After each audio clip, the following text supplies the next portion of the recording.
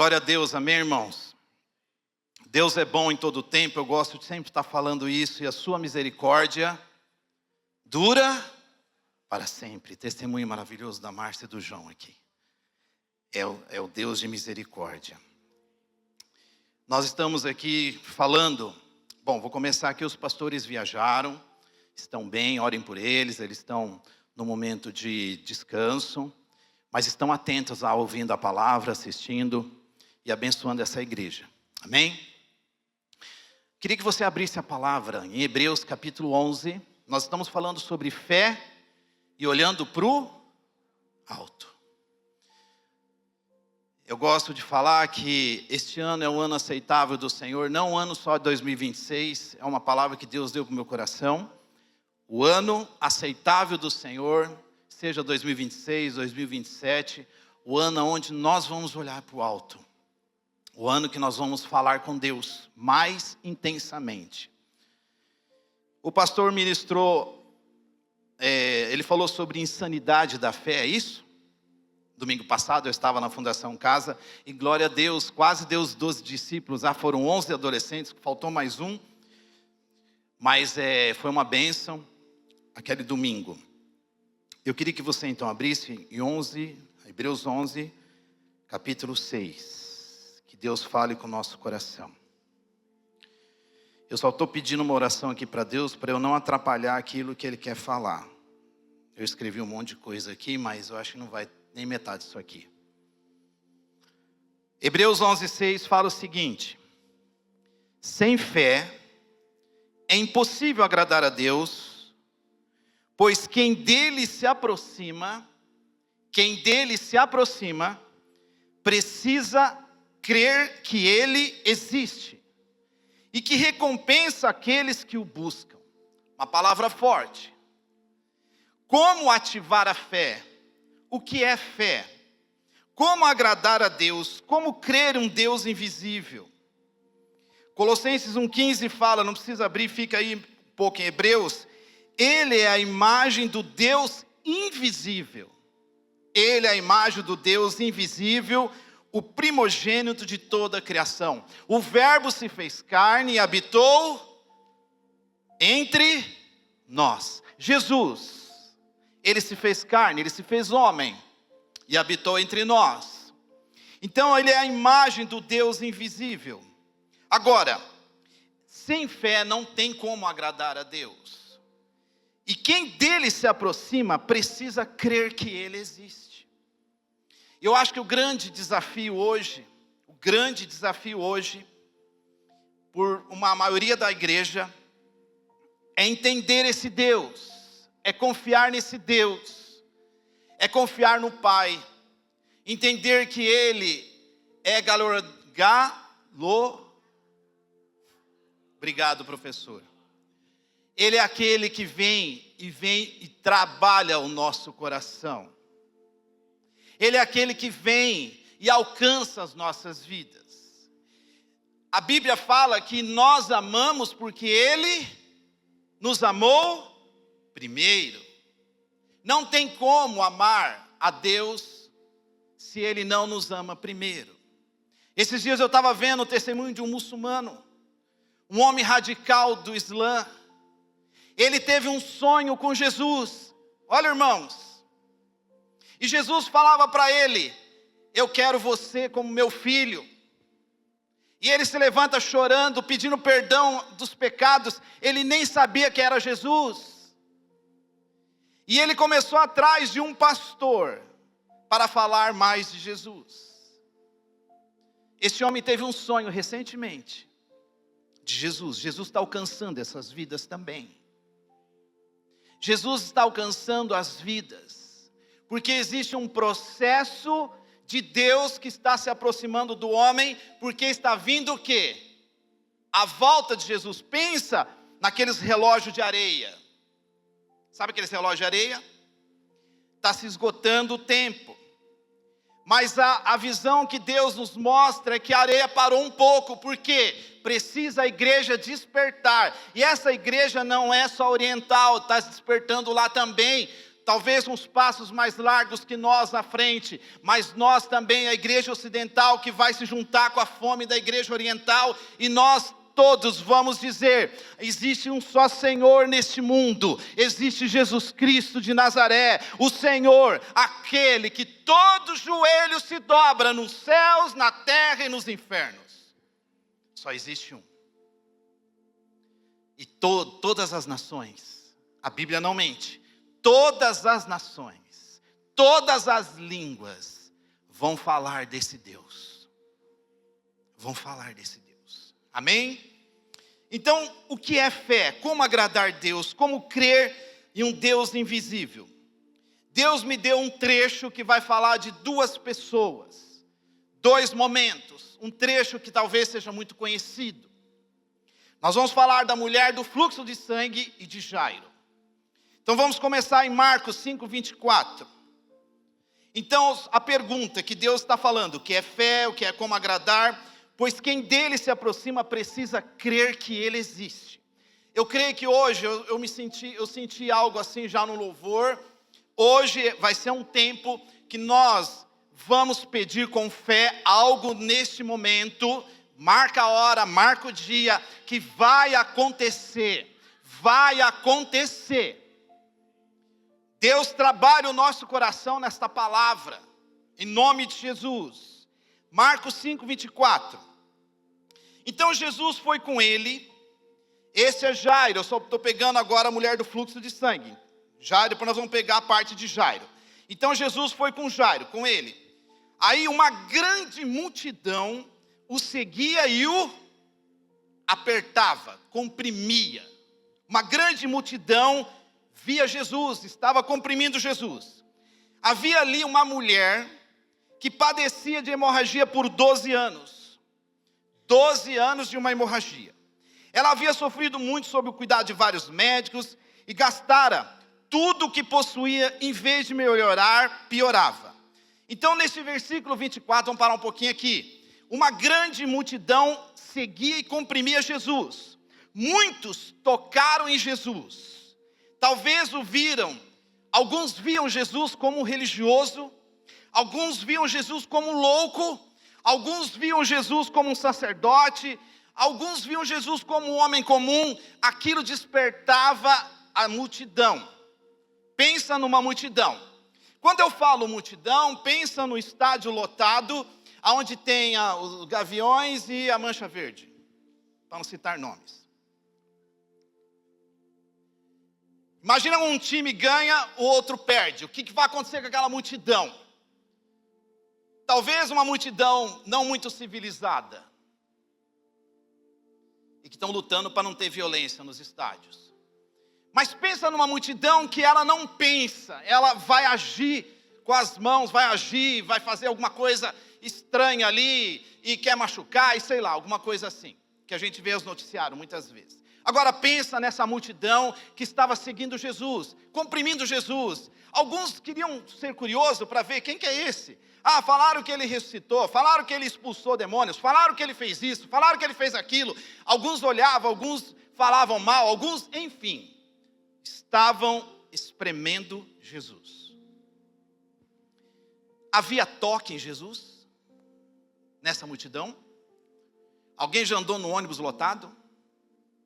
Então, havia um toque de Jesus. Esta mulher, ela sofria, uma mulher que padecia de uma hemorragia, no versículo 25, de uma hemorragia há 12 anos. Ela gastara tudo com os médicos, não havia melhora. E no versículo seguinte, o 27, quando ela ouviu falar de Jesus, chegou por trás dele, no meio da multidão, e tocou o seu manto, porque ela pensou, passou na cabeça dela: se eu apenas tocar o seu manto, eu serei curada. Se eu apenas fazer essa atitude, uma coisa muito simples, só relar no manto, e ela vai ser o quê? Curada. Versículo 29, imediatamente a hemorragia cessou e ela percebeu no seu corpo que ela estava curada daquele mal. 12 anos presa a uma doença. Não fala a idade dela aqui, mas é muito tempo. No mesmo instante, Jesus percebeu que dele havia saído o quê? Poder. Virou-se para a multidão e perguntou. Olha a pergunta de Cristo. Às vezes Jesus faz umas perguntas estranhas. Fala para o cego, o que você quer que eu faça? E o cego vai falar, Senhor, eu quero voltar a ver. E Jesus fez uma pergunta para a multidão estranha. Quem tocou no meu manto? Não é uma pergunta estranha? A multidão comprimia, a multidão estava amacetando Jesus. Muitos tocavam na roupa dele, muitos tocavam no cabelo, muitos tocavam no braço. Quem tocou no meu manto? Uma pergunta estranha. Os seus discípulos, eles respondem ainda, chama a atenção de Jesus, olha os discípulos, ousadia. Você está vendo essa multidão, você vê aglomerado ao teu redor e ainda pergunta, quem tocou em mim? Está doido? Jesus, porém, continuou olhando ao redor para ver quem tinha feito aquilo. Ele olha, alguém tocou nele de forma sobrenatural. Alguém, no meio daquela multidão, no meio daquelas pessoas, tocou nele de forma sobrenatural. A mulher, versículo 33, sabendo o que tinha acontecido, aproximou-se, prostrou-se aos seus pés e, tremendo de medo, contou-lhe toda a verdade. Então ele disse para aquela mulher, imagina, parou tudo, a mulher olha para ele, se prostra e fala o que aconteceu com ela, que, Senhor, eu cheguei aqui apenas em tocar o seu manto, eu sabia que ia ser curada. E ela estava temendo, o coração temendo.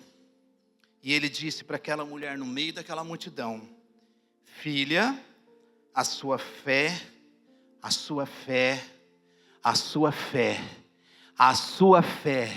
curou você.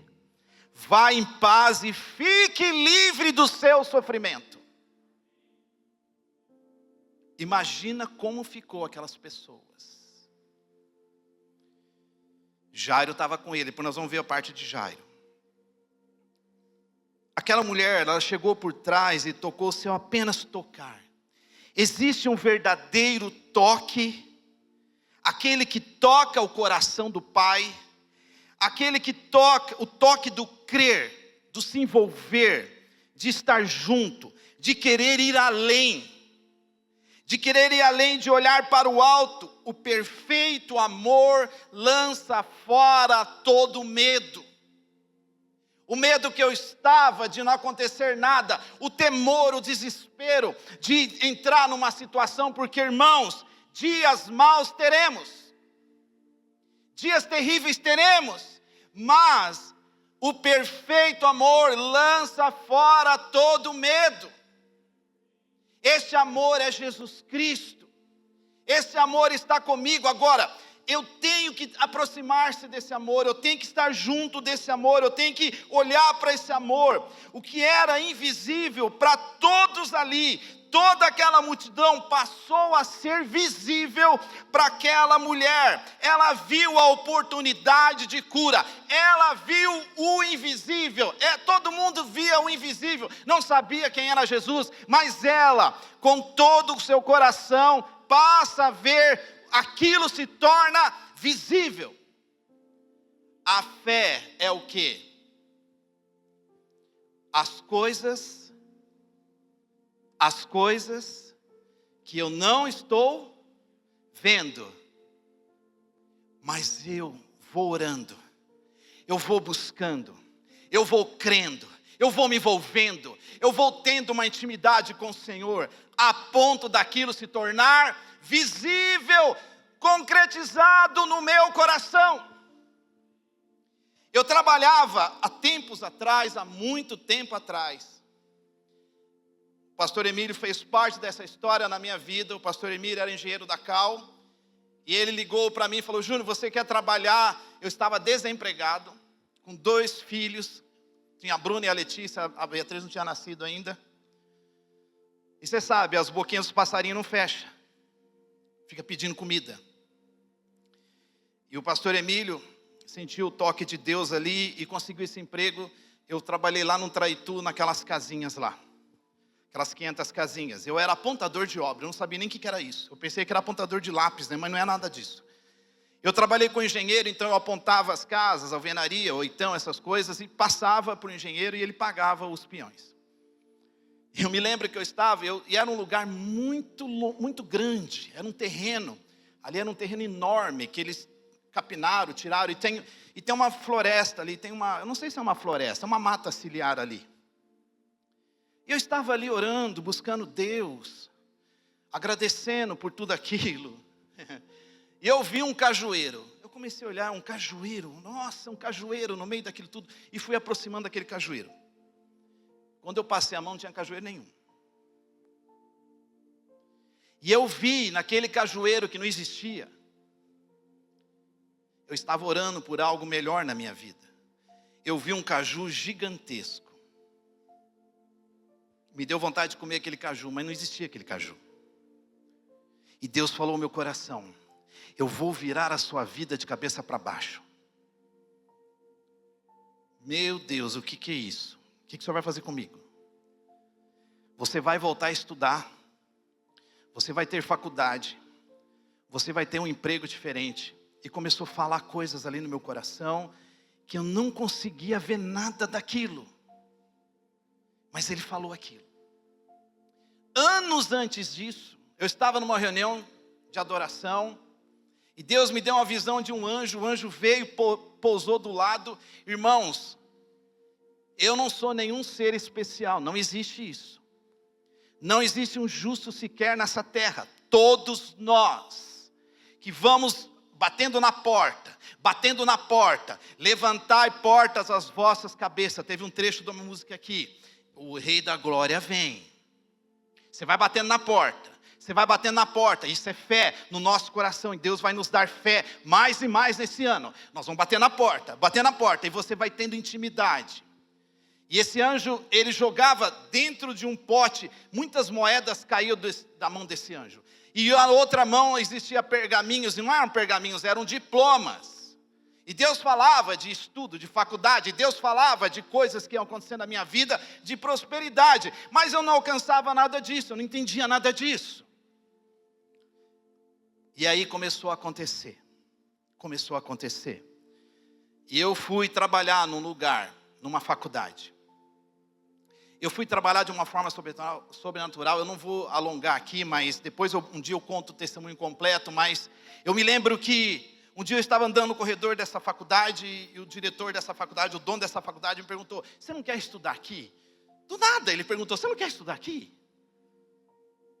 Eu falei: eu queria, mas os cursos... Olha a ousadia do Espírito, né?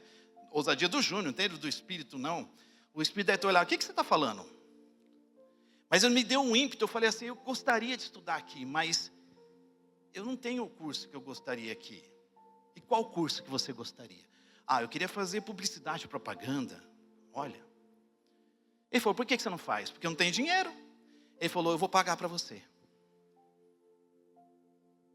Que? Vou pagar para você, vai fazer a matrícula. E assim foi. Ele me pagou 4 anos de faculdade, que não era a faculdade dele. Isso é uma parte do testemunho. Mas por que eu estou falando isso para você? Porque aqui tem gente que tem coisas enroscadas. Tem coisas que não estão indo para frente. O fórum está fechado. Cartório está fechado. O banco está fechado. Mas para o Espírito Santo, para os anjos do Senhor, não tem nada fechado. E vai começar a acontecer algo na sua vida. Vai destravar coisas. Sonhos de Deus na sua vida. E não é para manter você não é para deixar você preso nessa terra. Pelo contrário, disso vai fazer você a olhar a eternidade, valores eternos. Amém? Liberando essa palavra. Existe um verdadeiro toque. O que era invisível para todos, aquela mulher passou a ser visível para ela. Ela viu a oportunidade de cura. Todos estavam apertando Jesus, mas não estavam em Jesus. Todos estavam comprimindo Jesus, mas não estavam em Jesus. Aquela mulher viu, ela estava em Jesus. Ela viu o Filho do Deus vivo, que se eu apenas tocar o manto, eu vou ser curada. Se eu apenas fazer algo muito simples, Ele tem uma propriedade imensa, Ele é o próprio poder de Deus na terra. Ela viu aquele poder todo, ela viu tudo aquilo, ninguém viu nada disso, mas ela enxergou aquilo. O desespero dela, a situação dela, por um momento ela olhou aquilo e falou: é agora, irmão, é agora, vamos tocar em Jesus. Ativou a fé dessa mulher e imediatamente ela cessou a hemorragia dela. Percebeu o seu corpo. No mesmo instante, Jesus, ele percebe que sai.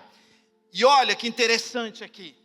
Quando Jesus começa a falar: quem me tocou nesta terra? Vou falar de novo, Jesus falando: quem me tocou nesta terra? Os verdadeiros adoradores que me buscam em espírito, em verdade, esses estão me tocando nesse exato momento, porque a sua vontade não está sendo feita, mas está sendo feita a minha vontade, assim como é no céu, aqui na terra. Esses estão tocando a Jesus. E a pergunta que o Senhor fala ao meu coração: quem tocou? Quem vai me tocar? Quem vai me tocar nesses dias? Quem vai me tocar nesses dias? Ah, Júnior, eu estou numa ferida muito grande. Eu estou aqui hoje pela misericórdia. Talvez seja o meu último culto aqui. Eu não quero vir mais. Eu não tenho mais desejo de vir e buscar a Deus. Ficou uma coisa muito estranha. É esse momento, irmão. É esse momento, irmã, que o Senhor está falando: você vai me tocar? Você vai me tocar? Olha, com temor, com graça. Até os discípulos, eles estavam em conflito, falando: mas Jesus, tem tanta gente tocando. Mas aquela mulher foi especial, foi diferente, porque Jesus percebeu que saiu poder da vida dele. Nós podemos tocar a Jesus. Podemos tocar a Jesus com os nossos sorrisos, com as nossas lágrimas, com o nosso coração. Aquela frase que eu li semana retrasada, acho que eu não lembro, foi semana retrasada: pregue o evangelho em todo o tempo e se necessário, use palavras. Seja você, a sua vida, o próprio evangelho de Jesus Cristo. Você com a sua vida, aonde você pisa, a planta dos seus pés será solo santo. Porque você carrega, você é um carregador, você é um vaso de barro carregando a glória de Deus. Vasos carregam glória de Deus para ser derramada em outros vasos que estão vazios. Nós aqui temos a incumbência, a responsabilidade de receber essa glória, de ter essa glória. O Senhor está derramando e nós somos vasos para poder derramar em outros vasos. Amém? Deixemos isso acontecer. E ele fala: então Jesus olha para ela: sua fé te curou, filha. Ela se esvazia de si mesmo, renuncia a sua reputação, o seu orgulho. Só tua fé fez tocar em Jesus. Só ficou naquela mulher fé. Fala comigo. Só ficou naquela mulher a fé. Fala pro teu irmão, e tem gente dormindo. Só ficou naquela mulher, só restou naquela mulher fé. Fé. Fé. Não podemos ser bullies. O pastor Emílio gosta dessas conversinhas aqui. Ó. Não podemos ser bully, pouca fé. Temos que ser pessoas tocadas pelo Espírito de Deus, a ponto de ficar somente a fé. E essa fé vai fazer a gente olhar para o alto. Então esse tema aqui, tocando o invisível, até que se torne visível. Tem pessoas aqui que estão como se paradas. Existem promessas gigantes de Deus na sua vida. Gigantes. Sabe como Davi ouviu? Samuel olhou para Davi e Deus falou, esse jovem vai ser rei? Samuel falou, Deus, pera, não tem alguma coisa aí não? Esse garoto, ruivinho, que fica lá no meio do pasto, porque ele viu todos aqueles filhos, viu aqueles irmãos dele, viu aqueles homens robustos, homens maiores, homens, e assim foi, mas ele falou, não tem ninguém aqui que é o que Deus falou. Ah, tem um que ficou lá, o pai até tinha deixado de lado. Quando ele olha Davi, fala, não é possível. Mas foi aquele que Deus escolheu para ser rei. Irmãos, Deus escolhe, Deus separa. A Bíblia fala que muitos,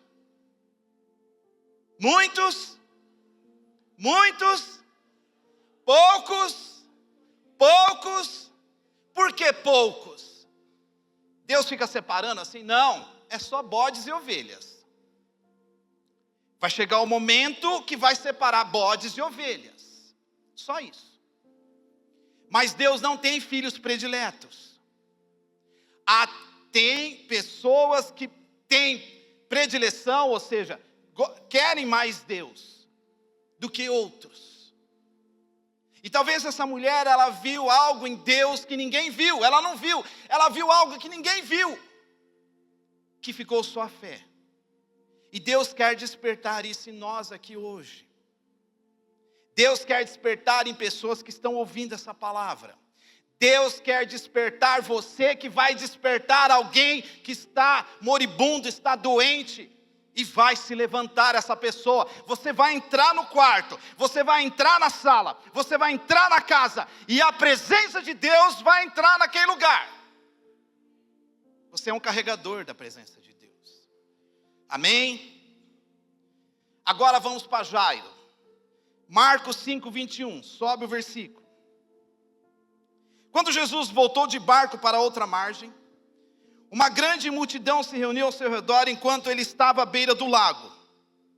Então chegou ali um dos líderes da sinagoga, chamado Jairo. Vendo Jesus, prostrou-se aos seus pés e implorou. Ele ficou tão desesperado, ele implorou. Ele foi aos seus pés e implorou insistentemente: a minha filhinha está o quê? Morrendo. Ela está morrendo. Vem, por favor, e impõe as mãos nela, para que seja curada e viva. Então Jesus foi com ele. Jairo estava desesperado. Lógico, a filha dele estava morrendo. E ele queria levar Jesus até o lugar para que ele impusesse as mãos sobre a menina. Então Jairo não sabia que Jesus podia ressuscitar mortos. Se ele pede para ir até o lugar e impor as mãos, não sabia disso. Enfim, quando Jesus começa a andar com Jairo, a multidão apertando Jesus, aquela situação toda, aparece a mulher do fluxo de sangue. E Jairo, como que Jairo fica? A Bíblia não fala, mas imagina você, a sua filha está morrendo. Está um desespero no seu coração. E de repente Jesus para, você pega a mão dele, vamos Jesus, pelo amor de Deus, eu estou desesperado. Aí Jesus para e faz a pergunta: quem me tocou? E Jairo olhando no relógio, Jairo olhando as pessoas, Jairo, meu Deus do céu, não vai dar tempo, essa menina vai morrer. Essa menina, como ficou o coração de Jairo? Como fica o coração de um pai nesse momento? Como fica o coração, irmãos? Eu me lembro que quando as meninas ficavam doentes, eu não sabia o que fazer. Eu me lembro um dia que a Luciana falou assim para mim. A Bruna estava sentindo, ela tinha uns 5 anos, ela sentindo um barulho no ouvido, ela foi dormir, era 2 da manhã, 3 da manhã. Ela falou: mãe, eu estou com um barulho no ouvido. Aí, para eu acordar e levar ela para o pronto-socorro, a Luciana usou a seguinte frase: a mulher sábia edifica a sua casa. Ela falou assim: se você não levantar e levar, eu levo. Aí eu levantei e levei. Ela foi sábia. Catei, eu não sei se é a moto, o carro, não lembro na época. Fui. Chegou lá, o médico olhou. Não, é muito simples. É uma barata que entrou no ouvido dela. E ele pegou uma pinça, porque você sabe que o inseto, ele entra, ele não volta. Ele não tem marcha ré. Não tem marcha ré. Ele enfiou uma pinça e tirou a baratinha. E eu fiquei olhando aquilo e falei: Jesus Cristo de Nazaré. Pronto, ela está livre. Jogou um remédio ali, a menina foi e dormiu. Uma barata. Livrou a menina do sofrimento. Mas eu estava sofrendo com ela porque ela estava queixando de muita dor no ouvido. Enfim. Então esse homem, ele implora, o desesperado, ele implora. Ele era um líder religioso, ele era um dos príncipes, chefes da sinagoga local, um homem de status, um homem religioso, uma autoridade, uma influência, que ensinava e conduzia cultos. Mas, quando ele se depara com algo terrível na vida dele, a morte da sua filha, ele não tem o que fazer, mesmo diante de todo o processo que ele aprendeu religioso. Porque ele tinha que buscar algo que não é religioso, é algo sobrenatural. Mesmo que isso impulsionou ele a chegar até Jesus. Ele tinha que chegar até Jesus da mesma forma que aquela mulher. E esta mulher foi curada, Jesus está ali parando e foi curada. E olha a situação, eu li o 22, 23, agora nós vamos... Impõe as mãos e ela fica, olha lá, a minha filha, eu estou lendo 23, implorou-lhe insistentemente: a minha filhinha está morrendo, vem por favor, impõe as mãos nela para que seja curada e viva. Então, versículo 24, Jesus foi com ele, uma grande multidão seguia e comprimia. Versículo 35, pula lá para baixo. Enquanto Jesus ainda falava com aquela mulher, a sua fé te curou, chegaram algumas pessoas da casa de Jairo, o líder da sinagoga, e disseram: a tua filha morreu, porque ainda incomodas o mestre. Quantas vezes nós recebemos notícias de pessoas vêm falar assim: quantas vezes você vai ficar se incomodando e buscando esse Deus que talvez não vai fazer nada pela sua vida? Já está liquidado, não tem o que fazer. Não tem o que fazer. Ele ouviu falar de Jesus, ele foi até Jesus, ele se prostrou diante de Jesus. Nisso vem essa notícia terrível. E as pessoas da casa de Jairo disseram a ele: para de incomodar Jesus, ela está morta. Para de incomodar, não tem o que fazer mais. E olha, nessa notícia tão terrível, acontece uma coisa. Jesus, no versículo 36, ele fala o seguinte: ignorou esta notícia e disse ao líder da sinagoga: não tenha medo, apenas creia. E nesse momento eu me lembro de uma situação que aconteceu na minha casa.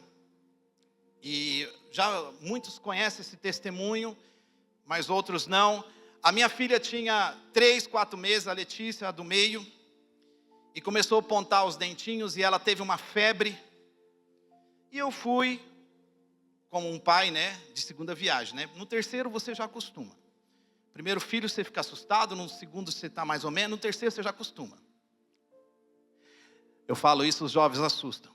Aí, eu fui atrás de produtinho para dente, para passar nela. Quando eu parei, encontrei uma amiga minha, nós começamos a conversar. Eu estava descendo ali a Marcelo Dias, minha casa é lá para cima. Aí o vizinho pegou a moto e foi até onde eu estava.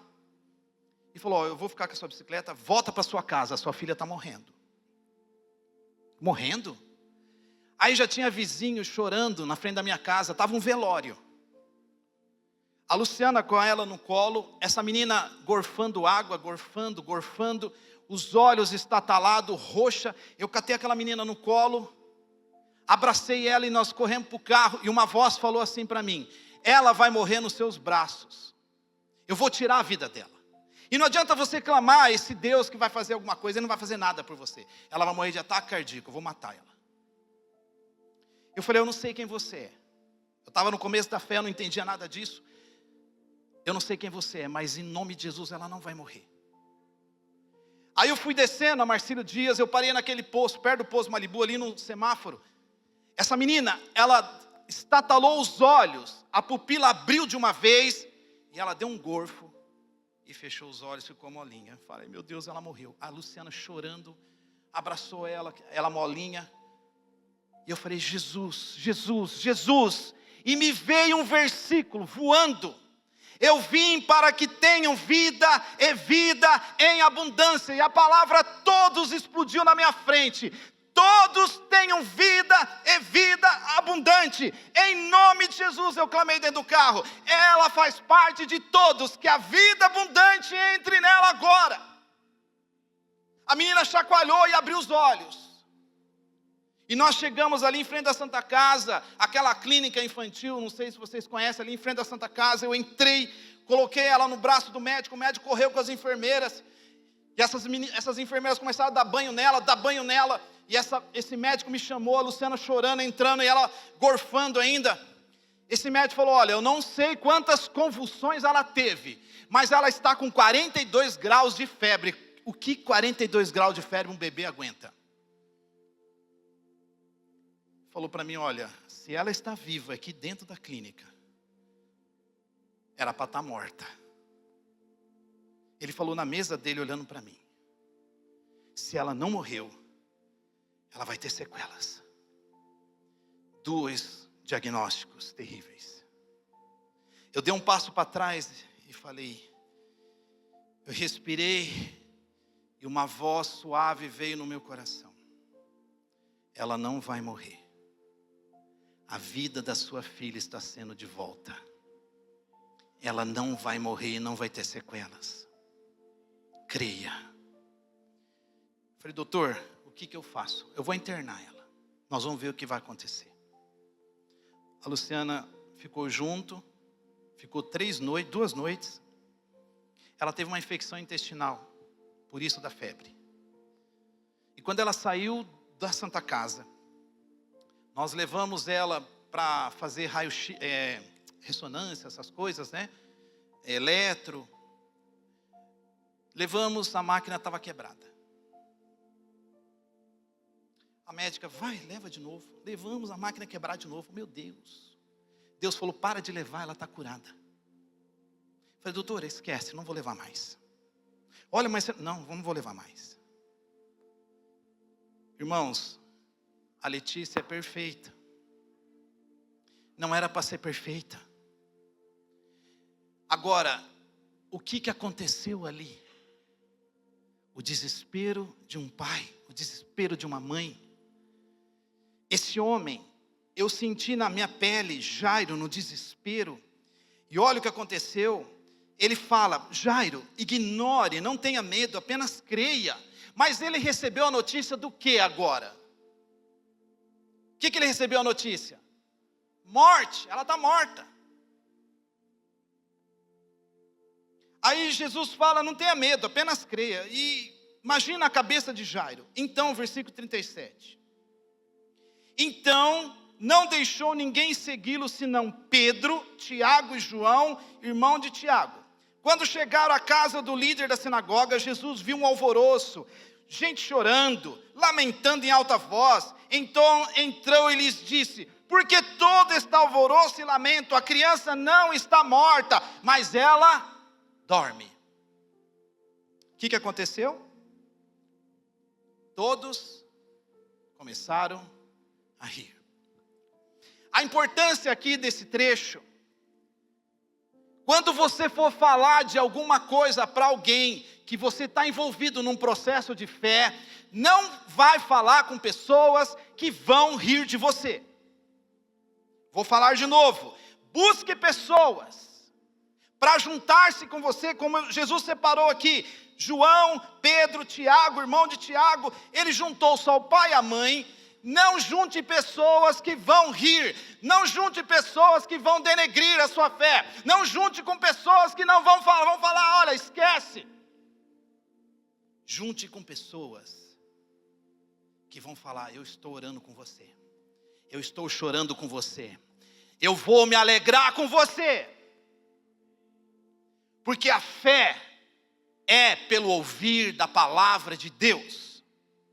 Jesus chamou essas pessoas e entrou, olha, eles riram, estava chorando, depois começou a rir.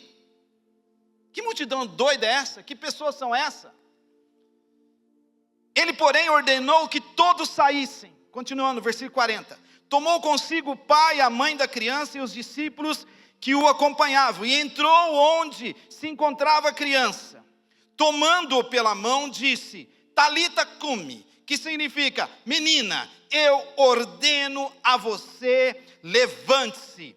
Eu ordeno a você, levante-se. Não temas, porque eu sou contigo. Não te assombres, porque eu sou teu Deus. Eu te fortaleço, eu te ajudo, eu te sustento. Eu tenho a destra fiel da minha justiça sobre a tua vida.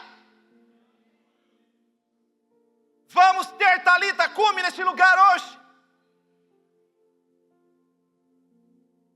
Fé. Ativação de fé. Esse Deus está dizendo, não tenha medo. Não tenha medo. Você está dentro de uma caverna escura. Você está enfrentando uma situação difícil. Não tenha medo. Ele te fortalece. Ele te ajuda. Ele está contigo. Ele te sustenta. Ele te sustenta com a justiça dos céus. Recebe essa palavra, irmão. Tem alguém aqui que está insistindo num ponto em que todo mundo está dizendo não. Insista, continue, porque Deus está contigo. Deus está contigo. Aquele momento todo, ele porém ordenou que todos saíssem, se juntou com quem vai ajudar. Pessoas precisam estar junto conosco, pessoas que vão falar, eu vou chorar junto com você. Amém?